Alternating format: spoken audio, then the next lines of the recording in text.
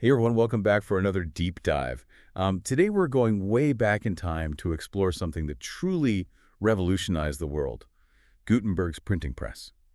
You sent over some fascinating excerpts from a lecture on this topic, and I'm really excited to kind of unpack it all with you and see what we can learn. Yeah, it's going to be a great deep dive, I think. It's hard to overstate just how much Gutenberg's press changed things. But to really grasp that, I think we need to start by picturing that pre-printing world. It really challenges us to appreciate how information flows today in a way that, we take for granted now. Yeah, totally. The lecture really painted this picture of like a single book taking years to copy by hand. And that just makes you realize how rare and valuable books must have been. Absolutely. They were luxury items, Yeah. mostly for the very wealthy or the church. And even then, imagine all the errors that would creep in with each copy. It's just such a far cry from the instant access and relatively accurate information we have now. It's like a giant game of telephone, but with knowledge instead of whispers. Hmm. But the lecture did mention that Gutenberg wasn't the first to use printing techniques, right? Right. That's a really important point. We have to give credit to the Chinese and Koreans who were already using woodblock printing and even early movable type centuries earlier. Gutenberg's brilliance was in perfecting the system and making mass production possible in Europe. So he was kind of a master adapter, fine-tuning those earlier methods. What specifically did he do that was so innovative? Well, a couple of things. His background as a goldsmith was key. That metalworking knowledge allowed him to create durable, reusable type. And then there's the oil-based ink. It was a major change from the water-based inks used before. Ah, I see. Yeah, this new ink wouldn't smudge on the metal type, which was a critical detail for clean printing. And then, of course, we can't forget the press itself, adapted from those used in winemaking, to apply even pressure across the whole page. Wow, it's all these small but crucial details that add up to a huge change. It's reminding me of how, like, a tiny tweak in a recipe can totally transform a dish. Exactly. And speaking of masterpieces, we can't forget the Gutenberg Bible. It was his first major work using this new printing system. And it was designed to resemble those lavish, handwritten manuscripts, but now it could be produced much more efficiently and in greater numbers. I can almost picture him, like, meticulously crafting each page, knowing he was creating something truly groundbreaking. I read that only about 180 copies exist today, each one like a historical treasure. Yeah, it's a symbol of this monumental shift in how information was created and spread. Hmm. But this is just the beginning. The real shockwave comes with the ripple effects of this invention. Okay, I'm ready for the aftershock. What happens when books become more affordable and readily available? Well, picture this. It's like a knowledge bomb going off across Europe. Literacy rates start to climb. People can start reading in their own languages, not just Latin. And with that comes this newfound ability to engage with ideas and even question traditional sources of authority. Wow, that's a huge power shift. Yeah, Suddenly knowledge isn't solely in the hands of the elite or the church. exactly. The lecture highlights the Protestant Reformation as a prime example. Martin Luther's 95 Theses, printed and disseminated, widely challenged the Catholic Church's authority. That's incredible. The printing press, intended for something as seemingly simple as making books, ends up fueling a movement that reshapes the religious landscape of Europe. Yeah, it really underscores how technological innovations can have unintended and often far-reaching consequences. But it wasn't just religion that was impacted. The printing press had a similar effect on science and philosophy. Makes sense. If religious ideas could spread that rapidly, scientific theories could too, right?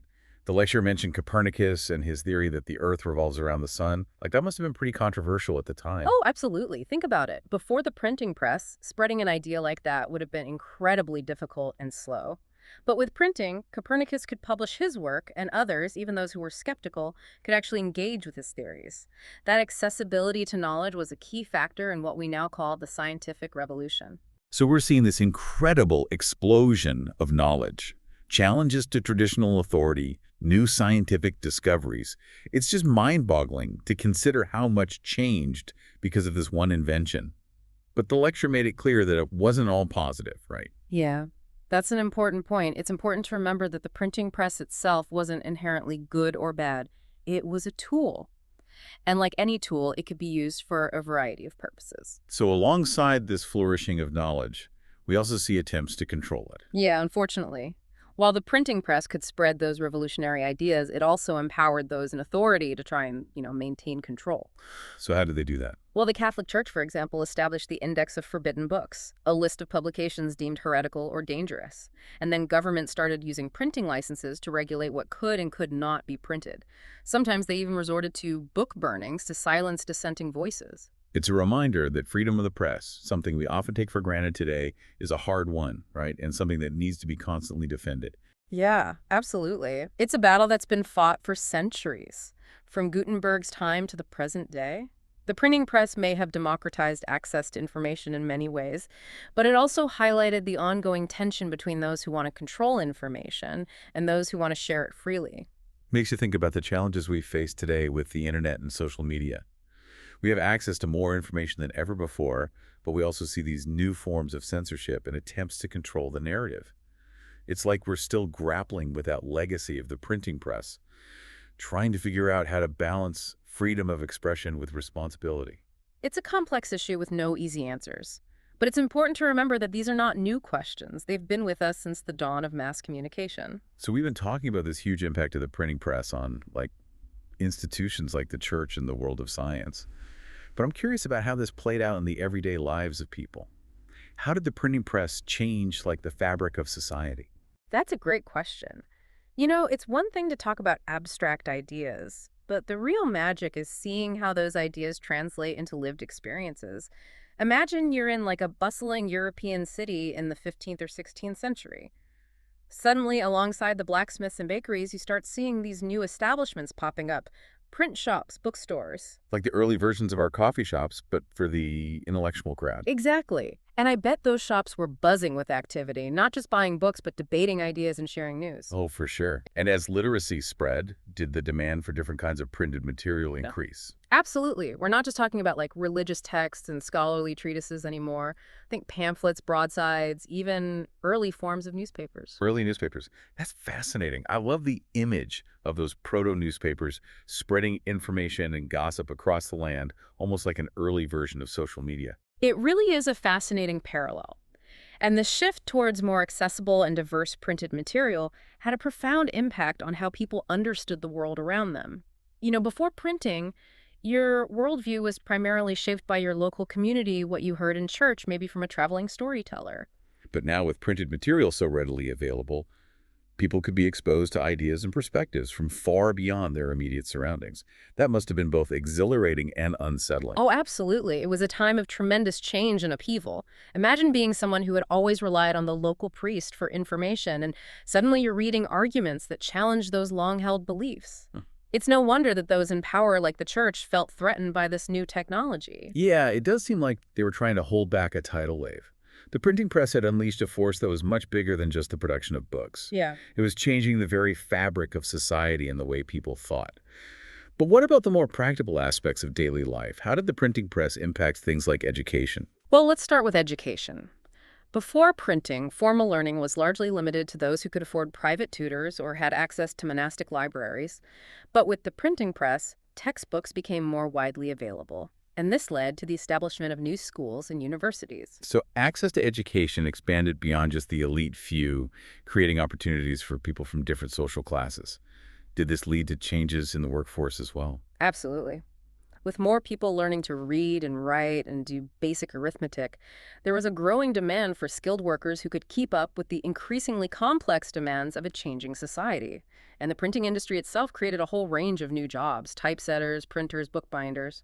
It's amazing how one invention could have such a cascading effect, impacting everything from the job market to the social structure. But did this shift also change the way people spent their leisure time? You bet. Think about it. Before printing, entertainment was largely a communal affair: singing, storytelling, attending festivals. These activities were wonderful, of course, but the printing press added a whole new dimension to leisure.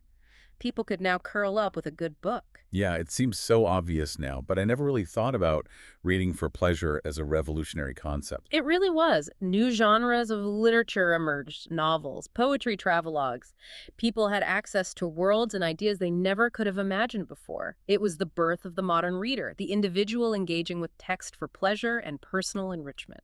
It's incredible to think how Something we take for granted today, like getting lost in a good book, was such a novel idea back then. It really speaks volumes about how the printing press transformed not just institutions, but the very rhythm of daily life.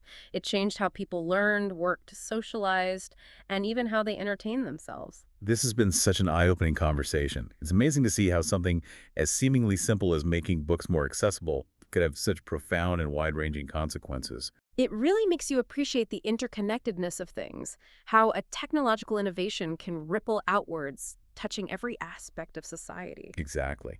And it makes me even more curious about the legacy of the printing press and what lessons we can learn from it today, especially in our own age of information abundance and technological disruption. But before we jump into that, maybe we should take a moment to acknowledge some of the less celebratory aspects of this story. The lecture did touch on some controversies and darker sides to Gutenberg's invention. That's a great point. While it's tempting to get swept up in the excitement of all this progress, it's important to remember that every invention, every advancement comes with its own set of challenges and potential downsides. Okay, so we've been talking about all the amazing ways the printing press changed the world. But, as you mentioned, there's another side to this story. The lecture hinted at some controversies surrounding Gutenberg himself. What were those about? Yeah, well, for one, there's the question of whether Gutenberg actually invented movable type printing, like he's often credited with. Right, right. We touched on this earlier. The Chinese and Koreans were using printing technologies long before Gutenberg, so it's more accurate to say he adapted and refined those existing techniques for a European context. Exactly. It's not about diminishing his accomplishments, but about recognizing that innovation often builds upon what came before. Gutenberg's genius was really in taking those earlier ideas and transforming them into a system that could truly revolutionize book production in Europe. Yeah, it's like taking a rough diamond and cutting it into this brilliant gem. You need both the raw material and the skill to really shape it into something extraordinary. But the lecture also talked about some of the, negative consequences of the printing press. It seems ironic that a tool meant to spread information could also be used to control it. It is. It's a powerful reminder that technology is never neutral. It's a tool, and like any tool, it can be used for good or for ill. The printing press gave voice to all sorts of revolutionary ideas, but it also empowered those in authority to try and maintain control. So alongside this flourishing of knowledge, we also see the rise of censorship. Unfortunately, yes. The Catholic Church, as we mentioned before, established the Index of Forbidden Books, a list of publications they deemed heretical or dangerous to their teachings. And governments used printing licenses to regulate what could and could not be printed, sometimes even resorting to book burnings to silence dissenting voices. It's a sobering reminder that freedom of the press, something we often take for granted today, is a hard one, right, and something that needs to be constantly defended. Absolutely. It's a battle that's been fought for centuries, from Gutenberg's time to the present day. The printing press may have democratized access to information in many ways, but it also highlighted this ongoing tension between those who want to control information and those who want to share it freely. And it makes you think about the challenges we face today with the internet and social media. We have access to more information than ever before, but we also see these new forms of censorship and attempts to control the narrative. It's like we're still grappling with that legacy of the printing press, trying to figure out how to balance freedom of expression with responsibility. It's a complex issue for sure, with no easy answers. But it's important to remember that these are not new questions. They've been with us since the dawn of mass communication. Speaking of grappling with legacies, the lecture also touched on some of the personal struggles Gutenberg faced. Despite his revolutionary invention, it sounds like his life wasn't exactly a smooth path to success. Yeah, that's right. Gutenberg's story is a reminder that innovation is often messy and rarely straightforward. He faced financial difficulties, legal battles with business partners, even losing control of his printing workshop and the rights to his invention at one point. Wow, that's heartbreaking. To create something so world-changing and yet not fully benefit from it. It's a reminder that the people who spark revolutions aren't always the ones who reap the rewards. It's a familiar story, isn't it? The inventor or artist who struggles for recognition in their own lifetime. But in Gutenberg's case, even though he lost control of his invention, his ideas took on a life of their own. Other printers adopted his methods, refined them, and the printing revolution just marched on. It speaks to the power of ideas once they're unleashed into the world. You can't easily contain them or control them, and ultimately, isn't that the true legacy of Gutenberg's printing press? It's not just about the technology itself, but about that spirit of inquiry, that insatiable desire for knowledge, and that very human impulse to share that knowledge with others. That's beautifully put, and it's a legacy that extends far beyond Gutenberg's time and place.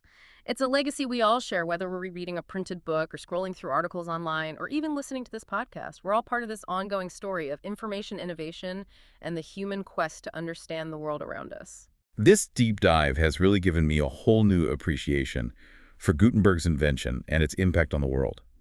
It's a story about innovation, about challenges, but ultimately it's a story about the incredible power of information and the human spirit. Well said.